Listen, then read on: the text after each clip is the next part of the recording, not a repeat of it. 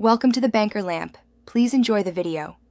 You have the essentials ready: a compatible phone and a good USB-C cable. Plug the cable into the Xuv 3xo and your phone now. Android Auto prompts should appear. On your phone, allow USB data transfer and grant location and microphone permissions.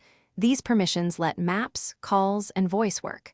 Once you accept, the head unit will scan for the Android Auto protocol. Make sure Bluetooth is on, so the car and phone maintain hands-free signals while driving. Once the initial handshake completes, dive into the Xuv 3xo infotainment settings to finalize the link. Select Connectivity, then Android Auto, and confirm the unit is allowed to launch apps automatically. If there is a USB mode option, choose File Transfer or Android Auto. This prevents the phone charging-only mode. On the phone, pick Android Auto as default for wired connections.